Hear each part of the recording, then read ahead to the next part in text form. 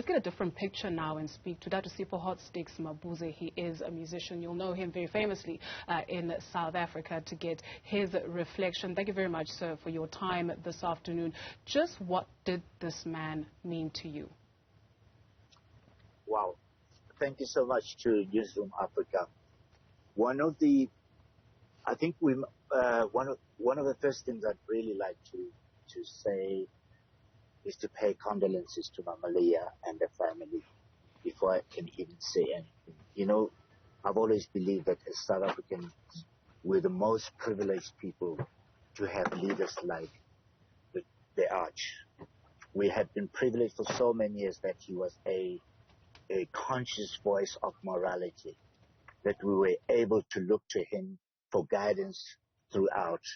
And it is a shock to the system of all the freedom-loving people that today, you know, if we had known that he was ill, this came as a surprise to all of us. And for me, it has been a great privilege to have met him when I was still a young musician with a band called the Beaters in Lesotho. Incidentally, I'm traveling there, and to hear of his passing has really saddened me. And I'm even lost for words. I don't even know how consolable can all of us, those who love the Arch for whatever he would, you know, what he stood for in this country.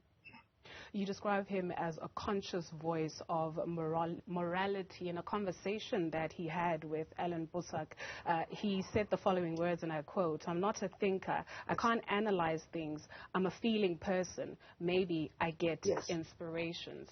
This sense of being a feeling person, but being moved to do something, is that something that we observe in our society today? I ask you this in terms of taking that which he has given us forward. Hardly.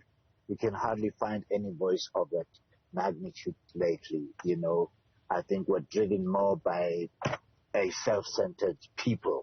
You know, we've had the voice of our former president and Bishop Tutu amongst us was that, you know, the moral compass that many of us would look to for guidance. And sadly, with his passing, we don't even know who to look for amongst all those who are present with us.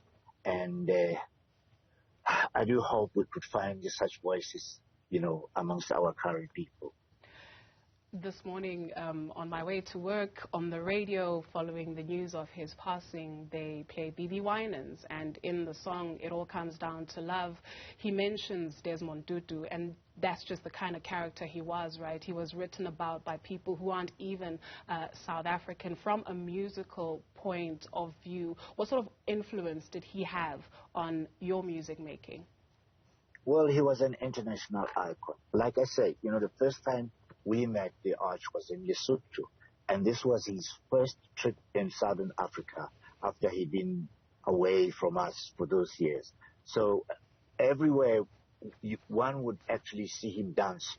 So in other words, he loved music. He could relate to all the music that was brought out by musicians, because musicians are people with sensibilities, and he could relate to that.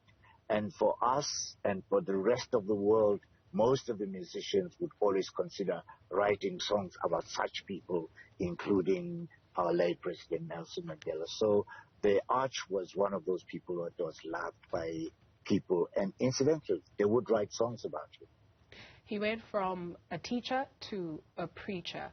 From his teachings, based on his life, what is it that will stick out the most for you?